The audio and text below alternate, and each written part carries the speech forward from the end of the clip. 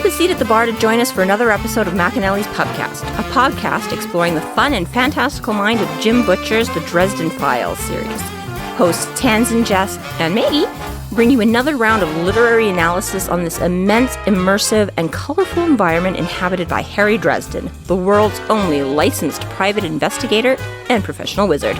Join an active and engaged community of new and die-hard dedicated fans focused on the fabulous themes, theories, characters, context, lore, and more. This is McAnally's Dresden Files Pubcast by Free Flow Rambling. Conjure by it at your own risk.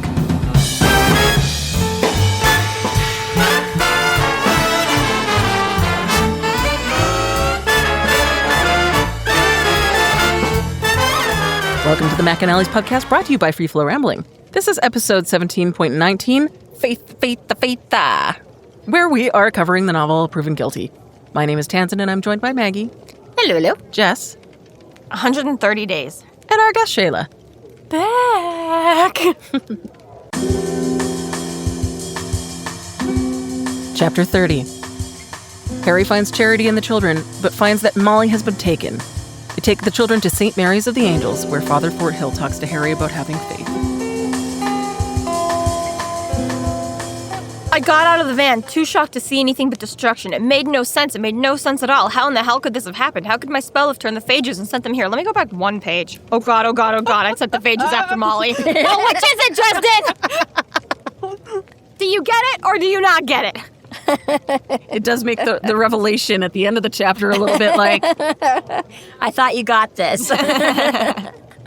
I guess. So yes, I sent them after Molly, but why? I was trying to send them after some anonymous bad guy. I wasn't deliberately sending them after Molly, so why? I do like Harry having the panic attack outside the home and totally unable to act on this, and what do I do? And holy shit, and this is not how it's supposed to be. And Michael's, this is Michael's house. This is Michael. Exactly, Michael.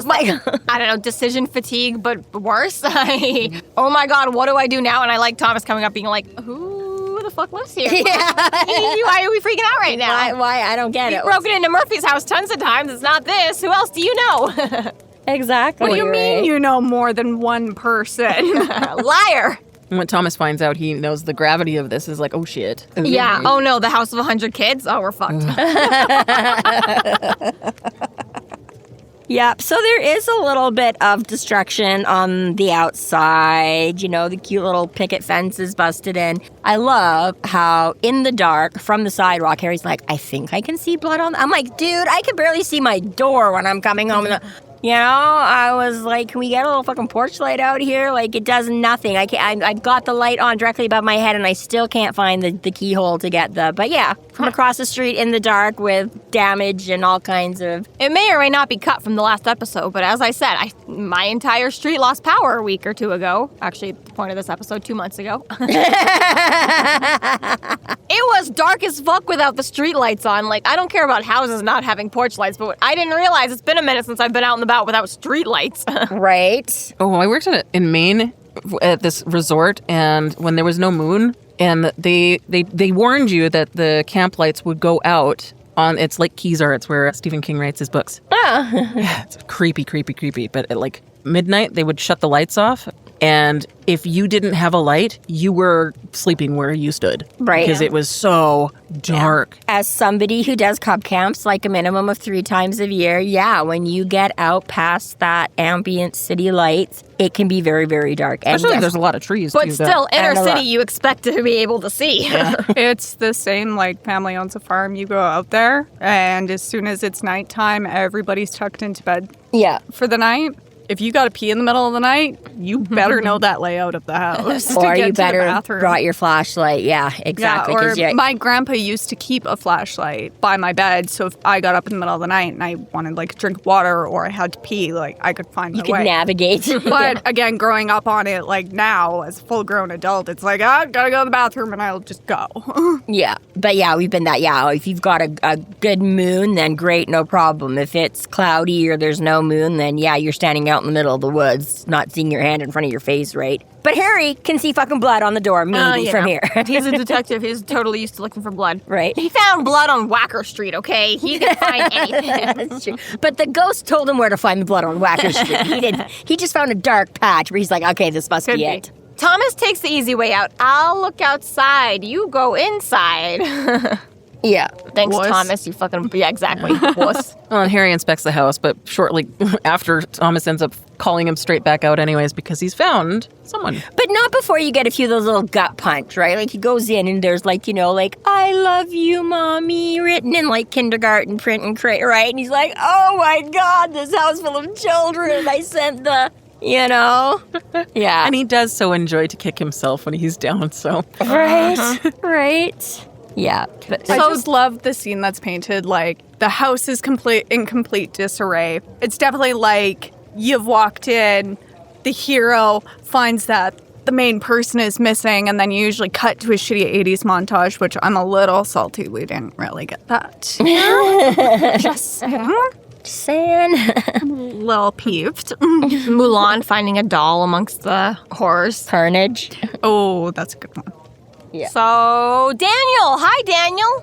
What's up? Well, you good? It was the monsters. They took Molly. I guess he's the final girl in this situation. Are we just going to skip right over the part where he finds him in a treehouse that's only slightly... In a treehouse of horror?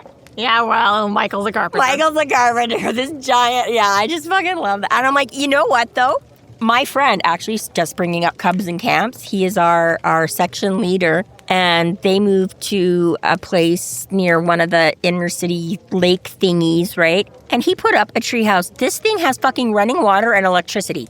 Oh, I hate him. That's not... That doesn't count. I'm like, what the... What? Like, yeah, he should... Because he's like, well, if the kids are out playing, we don't want them, like, running back in and out. So, yeah, they have, like, a little sink where they can get, like, a fucking glass of water or do, like, water playing.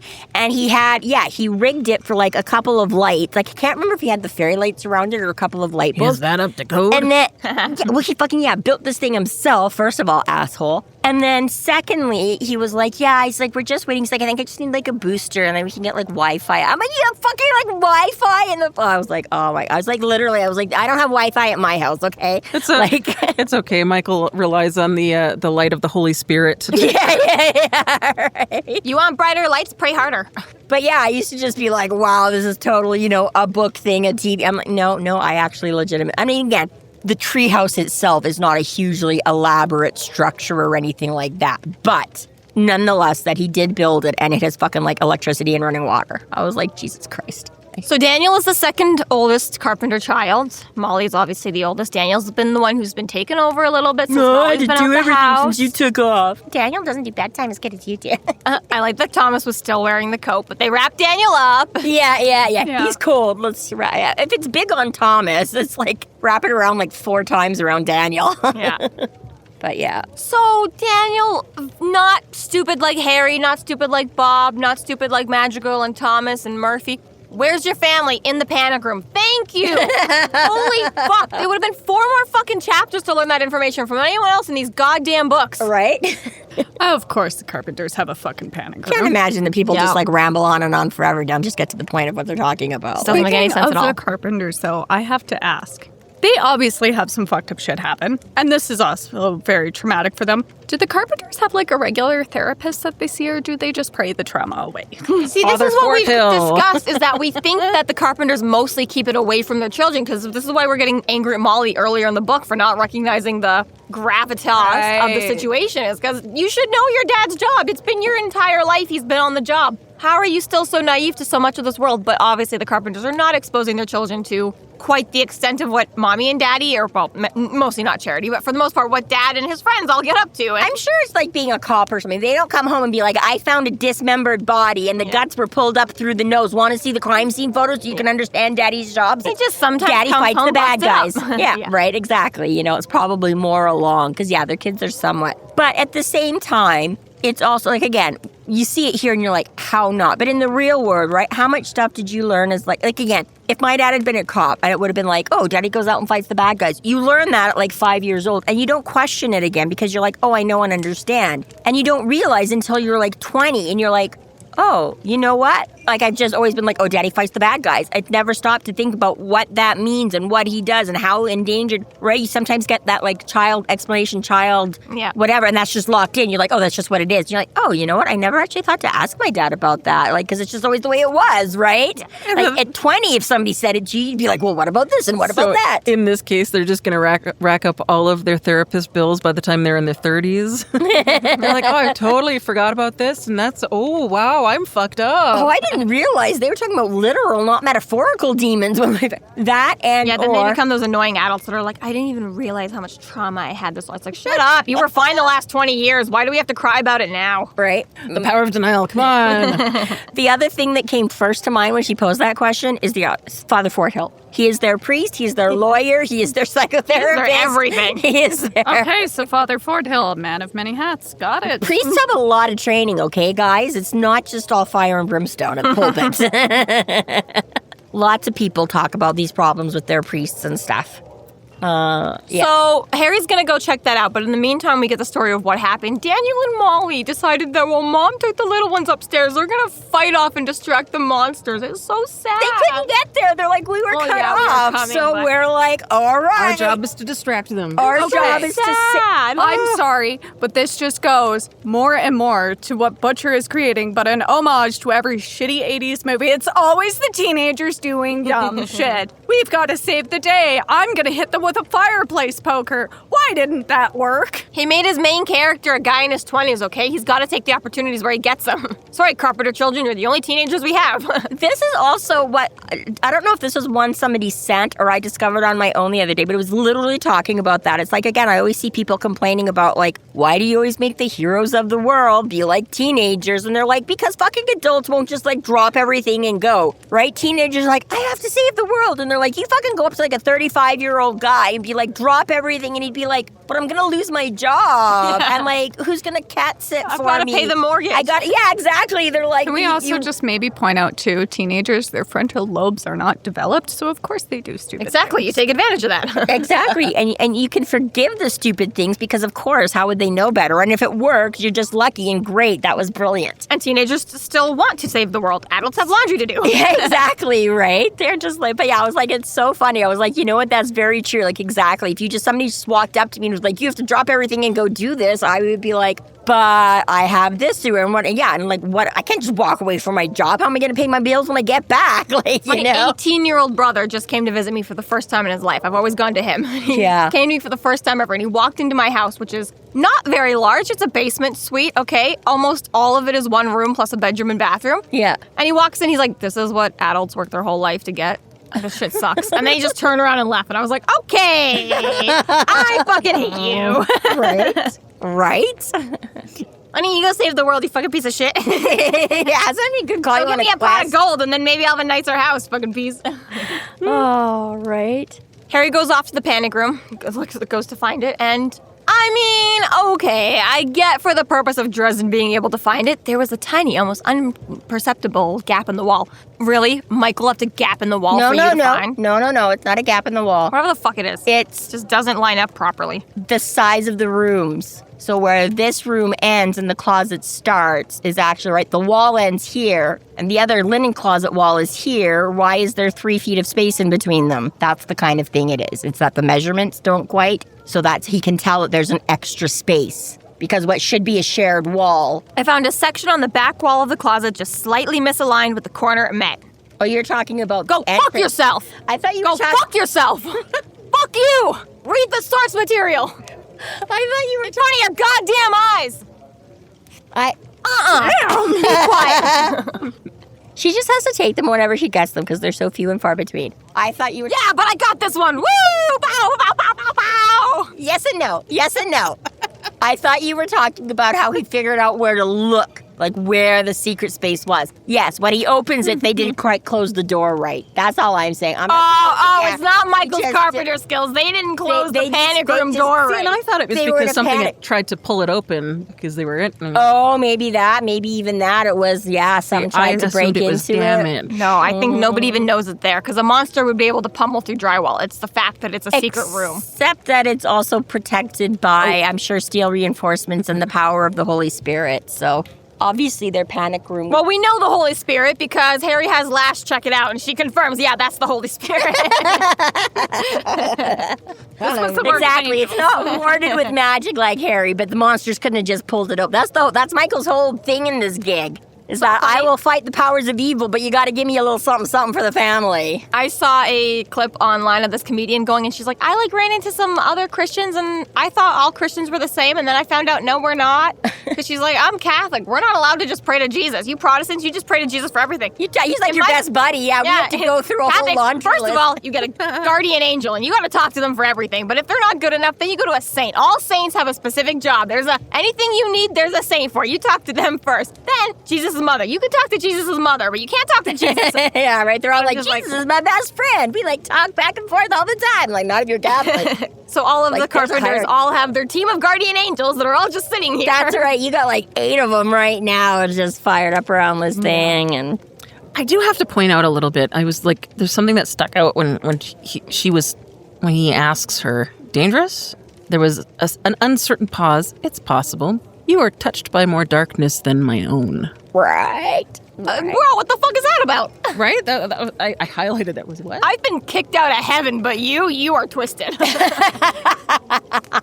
What does this She's not mean? saying he's more evil. Okay, he who walks behind. Yes, that's a stain for That's sure. a stain on you right there. Plus, again, somebody... He did kill Justin with magic, justified or not. You killed Justin with mage, right? There's that whole... Because that's the whole point of the start of this book, is you killed this guy who killed all his family. You start using black magic, and it gets in and it infects you, right? So his use of the black magic, his being touched by other demons... I get all that, but he's gone 2,000 years of Shayla being a temptress, and Harry's still touched by more darkness than her is crazy. It's No. than my own. I just didn't understand if that was in comparison to her. I think you're misreading. Not that his darkness is more than hers. She's not the only corruption in him. Oh, okay. You're not. Even I got that. He's not the only one who has touched Harry. There's 2 ways to read it, okay? There are. English has Which a lot clearly, of... because both of us are like, what the fuck? Woo! Team red shirts, team black shirts, okay? Okay, good point. The couch people versus the chair people. Yes, that is all. Is that? Yes, she's like, yeah. Well, thank you for clarifying that. That actually makes a lot more sense. I will because I accept took that it as super ominous. It was like, holy fuck, yes. what? Yeah. Me too. Yes, no, he is not more evil than Lashiel in this, but that is, yes, but more things have influence. He's come into contact with more things than just. I was like, God is really forgiving. Lashiel just, went to confession twice? And, if Harry just did that, he'd be good, but because he hasn't, Lashiel's like, ha, you're technically more evil than me. See, here's the thing. I don't think angels ever have to go to confession because angels don't have free will. They obey God. Yeah, they don't cannot sin. have sin. They cannot sin. They don't need to. And once she's fallen, she ain't going to confession. So really, Harry has probably been to much closer anything to confession than Lashiel ever has. Just saying. Just throwing that out there. Okay, so bang, bang, bang, charity. It's Harry Dresden. Let me out. I love this. So good. First of all, that's got to be top 3 things you want to hear in that moment. Michael's voice, probably number 1. But, right. What do? Stay in this panic room until the cavalry comes? How do you know when it's safe? We know already there's not a security system in there, or else Charity would have already been out and been like, oh no, Daniel's dying in the field. Yeah, exactly, right? So, how do I Go down know? to the next oldest. K-Champ, you're up. Yeah. I'm 10. Alicia, Amanda, which You're one the next oldest. She is super prepared. She has a shotgun and everything, and is knows to ask to make them bleed. That is right. How do I know you're the real? And it's so, again, really, Dresden? Again, you're not dealing with even somebody like Rollins, who you're not expecting to know anything about anything. Again, this is Michael's wife. He's like, what do you want to do? Pull out my driver's license? She's like, bleed for me, dickhead? Oh, yeah, that's good. Come on, Harry, even we got that. And even further than that, she asks in their continuing conversation if it was the Denarians. So she's well aware of a lot of stuff that Michael has to deal with. She's his wife. Well, yeah, She's it his makes partner. sense. You talk to your wife not, and tell yes. you don't tell the kids everything, but of course your wife is supposed to know about all of it. Exactly, right? They are partners. They are true partners. They have this great relationship and marriage where they don't keep bullshit It's part of stuff. the reason why she hates Harry so much. Michael keeps telling her everything. Yeah, that too, but exactly, right? She's like, yeah, I know. He doesn't try and blow me off and give me some, I ran into a door. He's like, no, I got beat up by a fucking hell demon, you know? And she's like, oh, okay, we need this ointment, not that ointment. Exactly. But yes, I love that moment where exactly just shows her savviness in that, where Harry's like, I don't fucking know, what do you want me to do? Incredibly capable. She's like, bleed, bitch, because most things can't fake that. It's not perfect, but it's damn Gotta good. start somewhere, Yeah. So he's like, oh, okay, and then, Just pointing that out there, the only time that would not work is if it was a situation like in John Carpenter's The Thing. I will have to take your word for it. What happens in John Carpenter's It completely replicates the DNA. Yep. And there is a specific scene. They take blood samples and they figure out heat is what this alien hates. So they heat up copper coil and they put it in the blood. Gotcha. And if it just goes out, it's like, okay, that person's safe. Let's untie them. But I think my favorite is one of the blood samples isn't safe and it like jumps out. It runs away. Squealing sound. And it's like this great jump scare. Gross. It's one of my favorites. It actually, I know it's coming every time and it scares the shit out of me. funny. And then That's you just hilarious. see the remaining people tied up on the couch. And the guy who's infected just starts like shaking and morphing. Untie me! And then they're like freaking out like, oh my God, set it on fire. And the other two are just like, no, get us off I'm the next fucking to couch. you. Yeah. Move him first, then set him on fire. That is hilarious. That is a great movie. They really are. It is. Even the prequel I enjoyed, and the original that it's based off of is also really good. intriguing. So they start unloading the children from the closet, and Harry is kind of like, okay, we got things to do. And she's like, excuse me? My fucking kids almost just died. You're helping, bitch. Right. Okay, fair enough. Hopefully she never finds out that I almost killed her oldest daughter. But other than that, everything's okay. I'm just going to help out. I'm not telling her why they all just died. But I had a moment, too, where it's like, and Jesus Christ, you know? Yeah. I'll help me her. or fuck off. Yeah. My children are vulnerable. I am getting them to safety. I can definitely appreciate that. Like, she knows what's going on. She knows what she has to do. Like, she's not playing the poor defenseless wife of, oh, my husband's not home. Help. Yeah. Damsel in distress. She's just like, my husband is not fucking home. I need to get these kids to safety. I don't really give a fuck what you have to say. You're helping me. And if you're not going to move the fuck out of my way, I'll just do it. Yeah, she's very strong. She takes charge. Oh, yeah. Like, I can Mama appreciate- bear. Straight up mama Very. bear. And even that, like, even the strength it must have taken when Molly and Daniel were separated, where she's like, I still need to get the youngest, most vulnerable to safety. I can't wait around and expose all of them. I'm going to have to cross my fingers and hope that Daniel and Molly are old enough to, right? You know, again, she's like, this is my drink. Again, put your mask on before you help your kids, right? She's like, I got to get them in. If I stay out here, I'm dead. I'm no good to them either. I am going in there with them. Yeah, the fortitude and the resolve and the bravery. In the tough decisions, but yet making, and again, staying, like, again, that not panicking, right? She's like, I am the wife of a warrior. I know how to do my shit too, right? I can't just fall apart. And this is, again, part of why them and their kids and their whole thing is so right, because she's not just some weak-willed little trophy wife or something, you know. She is there as much as she's able, like, step, you know, toe-to-toe with Michael. And stuff Michael's like that, equal, right? you know? Yeah, pretty much on every sense, right? So she's like, yeah, maybe she's not 100% out there, you know, fighting the bad guys, but exactly, she can hold her own and she can, you know, and again, right, you just totally envision that, lifting the cars off of, you know, and stuff like that, right? You're like, yeah, do not mess with this fucking mama there. So they head to St. Mary's of the Angels, and Thomas opts not to come in and to park the rental van in case Madrigal reports it as stolen. And he opts to park the rental van in case Madrigal. Yes. I said it right. It just sounds so funny the third time saying it in a row. Maddie? The dick reports it as stolen. Oh, can I just go back to that whole thing, too? That whole thing, very rarely in my life do I ever say, hey, sis, hey, bro, anything like that. I find it comes up more so in books, sometimes a little bit in TV, but almost never. The amount of times you're like, hey, cuz, hey, cuz. Hey, who fucking talks like that? Nobody talks like that. You would be like, Thomas or whatever. I'm like, when you talk to what's his nuts, do you also be like, hey, cuz, long time no see. Oh my God, cuz, I can't believe I'm going to tell uncle on you. No, it's like my uncle, or I'm going to tell Uncle Jeffrey on you. Not like fucking uncle's going to be so mad, cuz.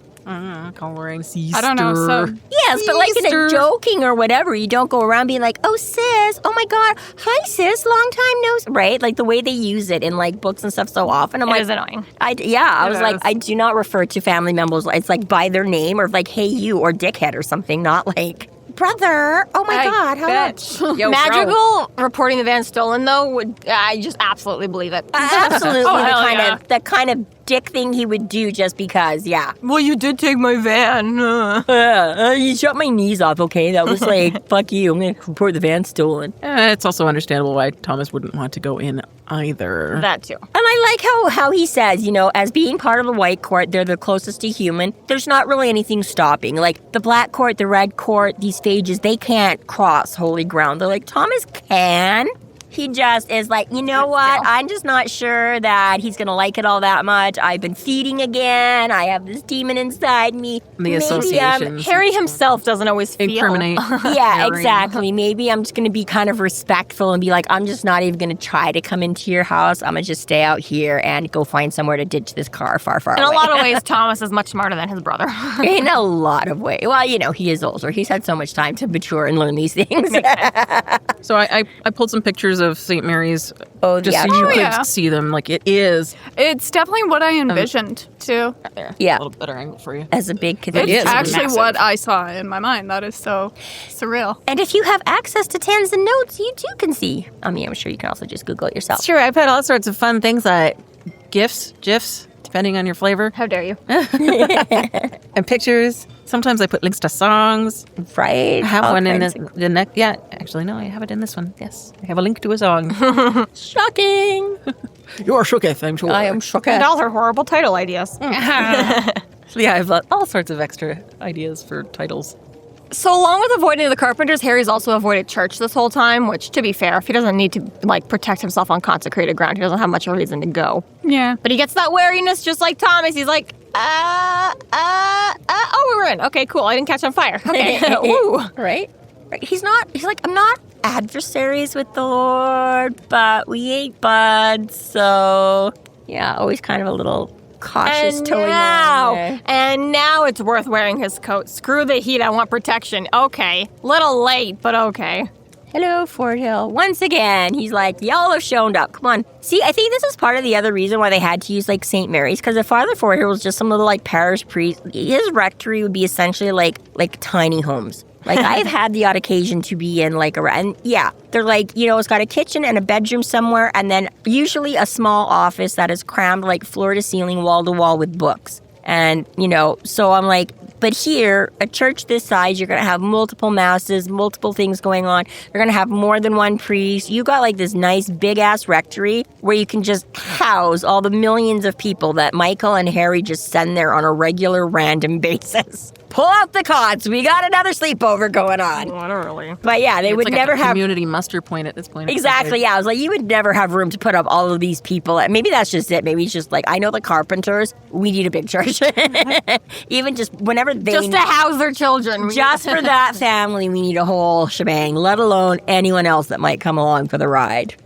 So Harry excuses himself when Charity starts updating Father Forthill, and he tells Mouse to stay and watch the children. Poor little three-legged Mouse who's limping along. Mouse is like, I'll come with you. I'm gonna be and he's like, no, stay. He's like, oh my God. Yeah. Watch the kids, Mouse. They need you more than me.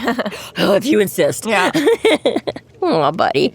Harry makes his way to the balcony when Lashiel's voice briefly comes to him. It's a really interesting sort of moment because she's Who she is. who she is, and she can see what the place looks like and is saddened, but also thinks it's beautiful. Mm-hmm. Yeah.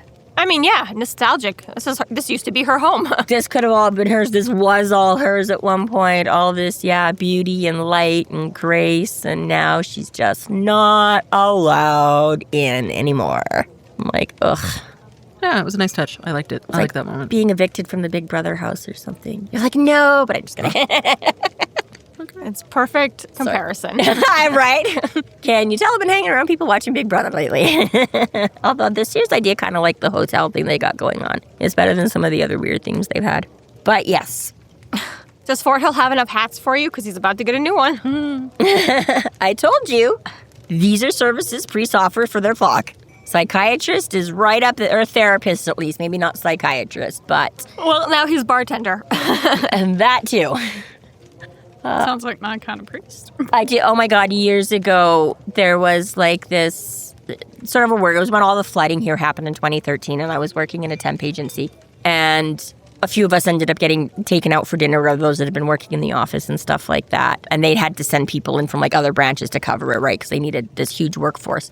So we go, I get there, and there was like 2 or 3 other girls, a couple of them like, younger than me or whatever, like in their 20s. And the boss people or whatever from the company were like, okay, well, you guys can get, like you guys want to get a drink or whatever. And, and the one girl was just like, oh, she's like, no, that's okay. She's like, I'm, she's like, I don't really drink ever much anyway. Like my parents are Christian or whatever. And I was like, whoa. I was like, or I think she might have even said Catholic or something like that. And I was like, I was like, Catholics drink. I was like, you can be lots of other kind of religions. You can be other types of Christians. But I was like, Catholics drink. We fucking drink at Mass. Okay. Yeah. And she was like, okay. Well, they're like, blah. I'm like, just because you didn't. Yeah, but I'm like, being Catholic has nothing to do with. It was just like, so I was like, no, that's not why. So yes, he pulls out his flask. He knows his audience. Well, Harry does open up to him, and he tells him about the events at the convention and how it ended up affecting the Carpenters. Mm-hmm. And Forthill explains to Harry that he is a man of power, and as a result, he ends up having more choices and therefore has higher odds of making a mistake at some point. Exactly. And he is, human and all that. What? Well, even this moment, too, Harry's like, well, I don't care if I mess up and I'm the one who gets screwed for it, but it's not fair when I mess up and other people have to pay for it. And Forthill's like, too bad. You're not in charge of that. Well, and exactly, right? It's like parents making decisions for their kids or whatever. Oops, I didn't go the way I thought. Governments making choices for their countries, right?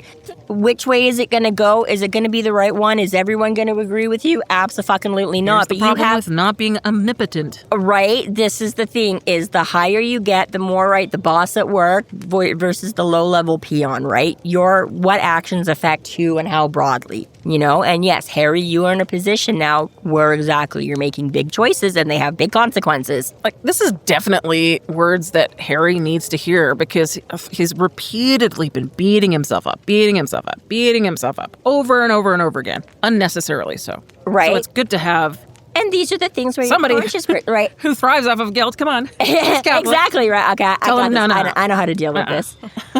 I don't think it's been brought up here yet, too. That was another thing my sister posted in our family chat the other day, that, like, the writers of Batman have been chatting, and they've been arguing back and forth over whether, like, Batman is, like, Protestant or Batman Catholic. Is definitely Catholic. And they were like, Batman is Catholic. They're like, nobody could suffer as much guilt as Bruce and not be Catholic. And I was like, oh, my God, that is, like, as definitive as you're going to get.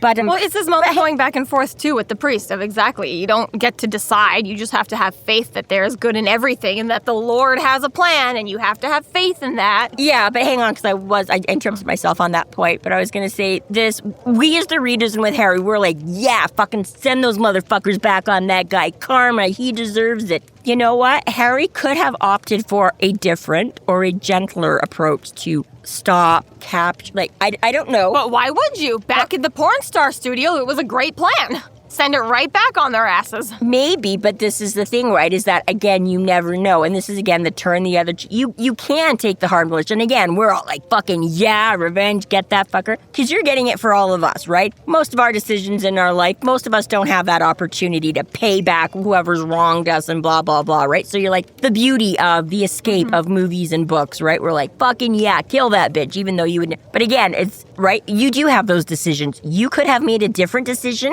that might not have ended up endangering Molly. Yeah, you didn't know. And this is a beautiful way to set up. But you still could have stopped the guy without... His life is always going to be in the gray. This is Jim Butcher himself just, confessing clearing his own mind. Don't worry, we're building up to something. Yes, it sucks now, but there's always a silver lining. No, this is God plans. I swear, it's okay. But yeah, it's that interesting of again, even the choices you make, the choices within the choices of... It's nice that we have this moment, like, it's nice that he does try it again, and it doesn't work. Like, you can't use the same tactics over and over and over, otherwise it'll get kind of repetitive. Fair enough, like we said, keep it fresh. And he makes some fair points, you're exactly right. He's like, so Daniel's hurt, Molly could still be dead, and he's like, it all has its limit, and he's like, yeah, and he's like, then what's the point? What is the motherfucking point of and it's like, where do we go from here? I think that was the whole thing. He's like... Because you gotta have faith. Ooh, right? You gotta have faith. Now, of course, when I read this moment, now Father Forthill looks like George Michael. Because I gotta have faith. I gotta have faith. Because I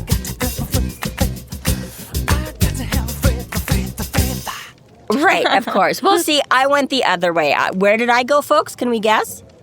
Really? I'm disappointed in you. Show me, Ice Bat. Show me something beautiful about this. Show me the silver fucking lining. Give me something to sing about. It's Buffy the Musical. Wow, I'm literally wearing her shirt right now. I know. You are. I was trying to figure out where your shirt was from. Yes, Buffy Sunnydale High. No, I didn't watch Buffy. Well, why not? For shame. It's fun. I've seen the odd episode here and there, but... It's getting a reboot. That's wonderful.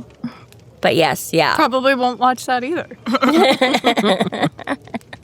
Buffy was fun, and it had a couple of really cute guys in it. So Harry asks Forthill not to tell Charity. He's like, no, you are not the only one to be afraid to believe. Yeah.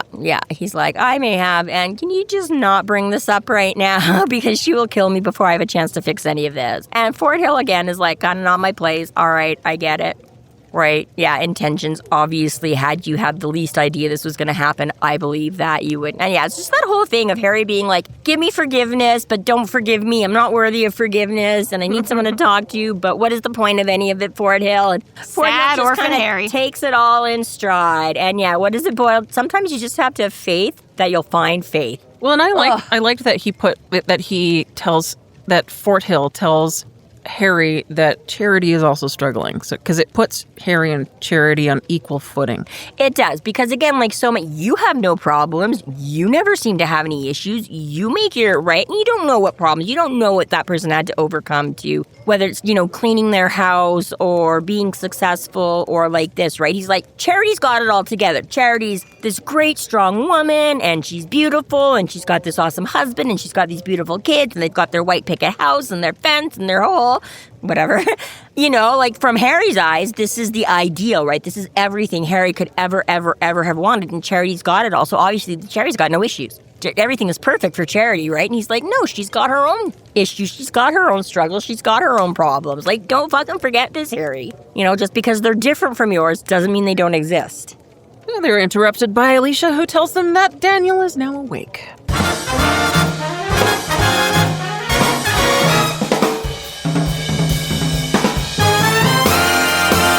Thank you to our Patreon subscribers for your generous support. It's people like you who help us do what we do. If you're not yet a Patreon subscriber, sign up today and get a fuck ton of bonus content, kick-ass merch, behind-the-scenes outtakes, and more. Sign up today at patreon.com/freeflowrambling.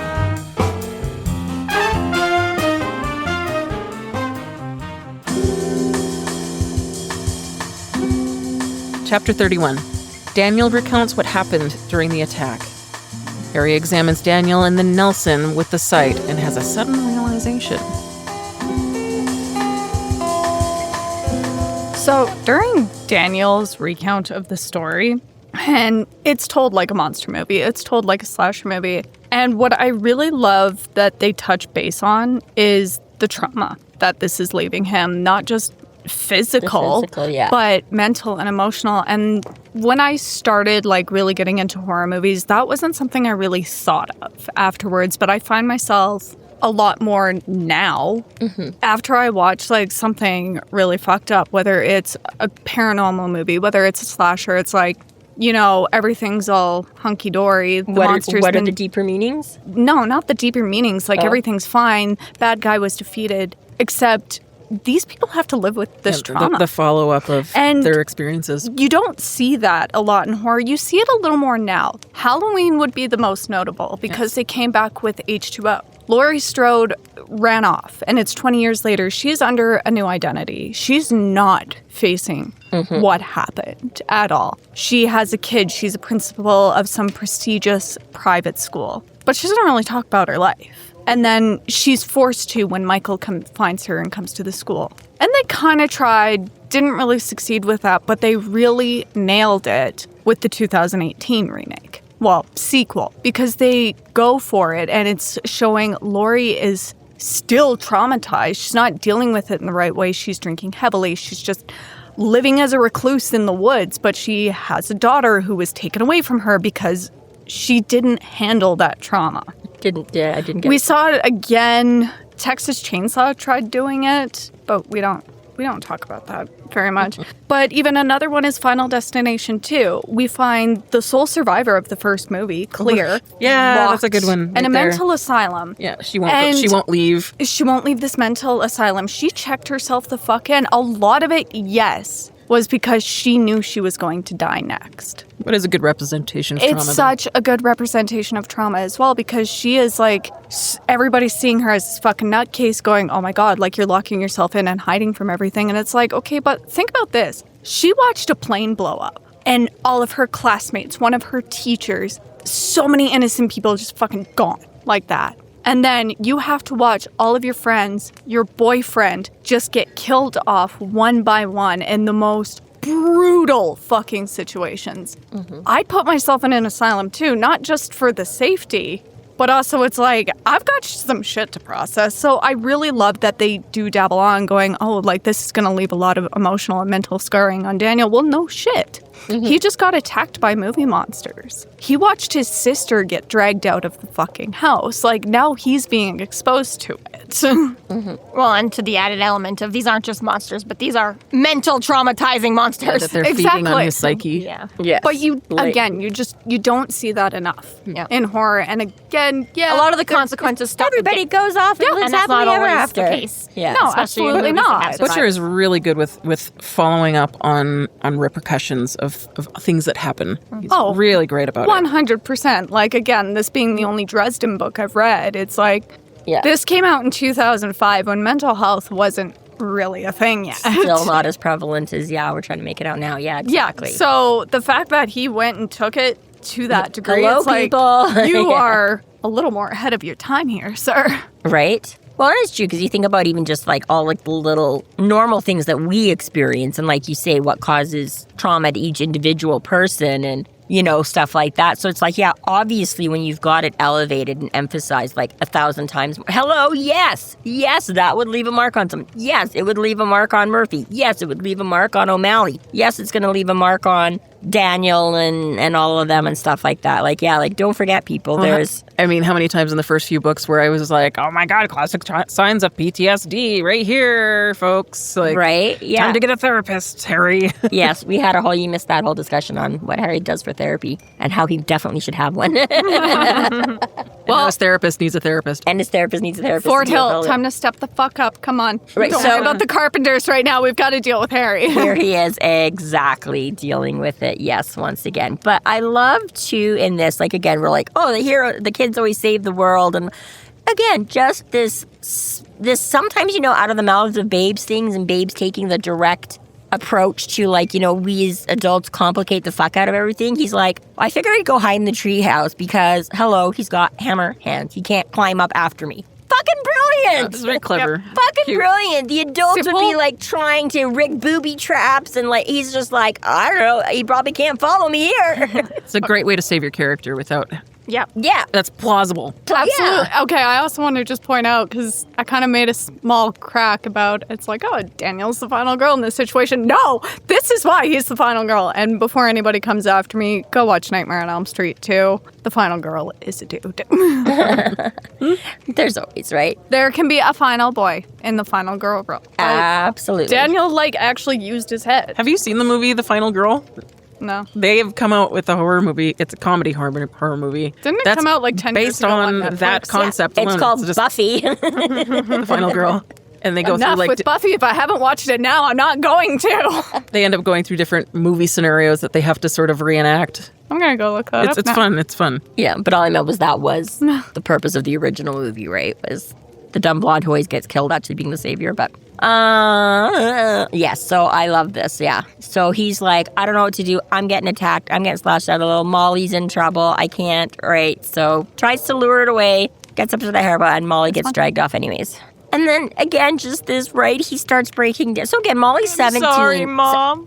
Right, Daniel, we don't know the exact age difference, but 14, 15 kind of a thing, right? Figure there's maybe less, but, a year, a couple of years, whatever, right? And yeah, he's like, I'm sorry, Mom, I Still tried. a little kid. And he's just trying to emulate his father's role. Right, his Dad parents. saves the day, so do I. Yeah, I have to. Exactly. Yeah. And it's just hard because he did do so much. They did provide some distraction, right? Charity and the little ones got to safety in that, right? You did your thing. You tried to draw it away from your sister. You got yourself to, with a logical reasoning of, he can't get me up here.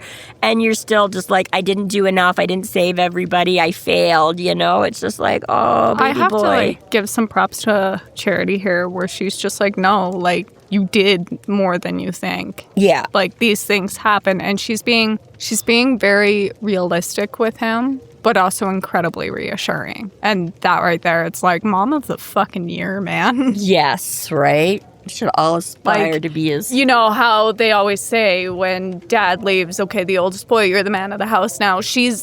It's not so much being said, but it's being implied. It's like, no, just because your dad's not here doesn't mean you take that role. Daniel also has that pressure that he's already stated that he has to take over Molly's role since she hasn't been there as the oldest now. Mm-hmm. So he's also layered that on top of it. That is a fair role, right? Kids do have roles to play in the house. Yes, you should help out and, I babysat siblings and stuff like that. That is a reasonable expectation. But yes, now he's suddenly keeping this other much bigger one that should not be on his shoulders. You helping out with bedtime or something like that, you helping watch the little ones, and do their homework so mom can make dinner and feed you. Well, that is a perfectly reasonable expectation and absolutely a part of being a family and working together and creating civilizations. This is how they work, right? But your dad leaves town on a business trip and 3 movie monsters show up. Yeah. It's not your job to step in to his role and protect the family. Right. Yeah, you did. What you did was amazing and far above and beyond what needed to be done. And kudos to you. Good job, kid. You did a great job. Yeah. So Harry explains that Daniel will have psychic damage as a result of the attack. And Forthill mentions that he thinks the same thing has happened to Nelson, who also happens to be there. So yeah, it brings it up now. By the way, that kid you sent here showed up. I don't know what his problem is, but he's in bad shape. And if you hadn't told me, I would have thought he was just, some tweaker looking for a fix, coming down, going through withdrawal, whatever. He's like, something is off about this. Right? And they're like, but he's not doing drugs, so what's the problem? Yeah. Bad reaction to drugs, yeah, that's what he says. Yeah.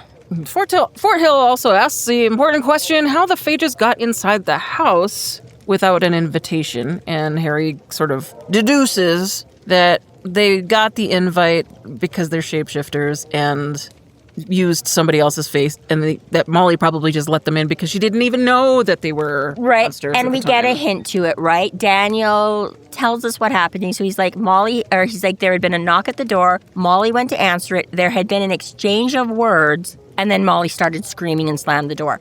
Right? So exactly. Because, you're like, why the fuck was she talking to them at first, right? And you're like, oh, because they weren't them. Yeah, exactly. It looked like Dresden or Rosie or whoever the fuck, right? Somebody reasonable showed up and she was like, oh my God. Harry, of course, just assumes it was him.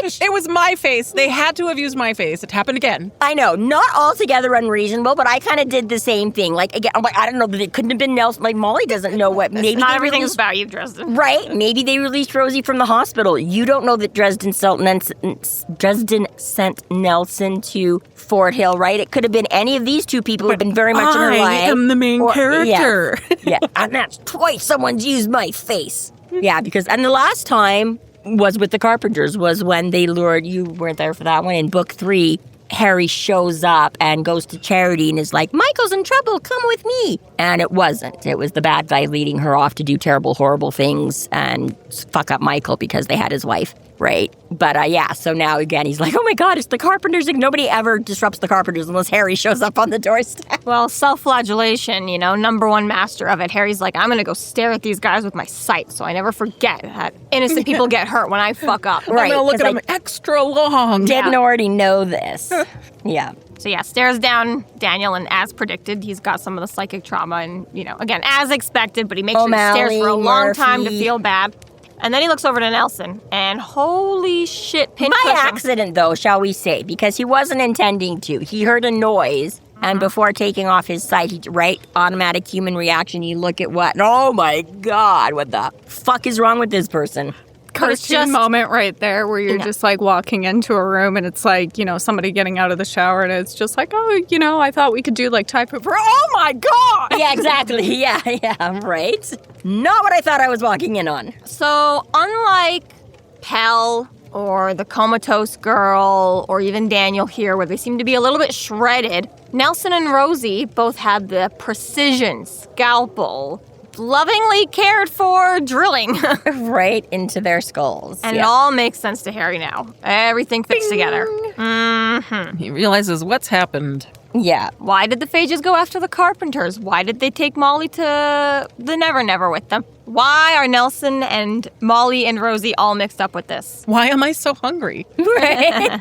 I love this too. His change of logic cascaded through my brain. All I'm seeing is little matrix data. I like that phrasing. You know, I do. I like it too. But yeah, the change of logic cascade, but that was one of the first things that come to mind is all the little everything all falling into place and log. But I mean, again, it's great. And you're right. We all have those moments where you're like, why did it take me so long to figure this out? I'm such an idiot. In the simplest of everyday tasks. But part of me is like, really? You didn't get all the fucking clues leading up to this? I was picking them up, Harry. I knew what was going on. But then again, I was only being fed the clues, not the rest of it. So It doesn't make any sense.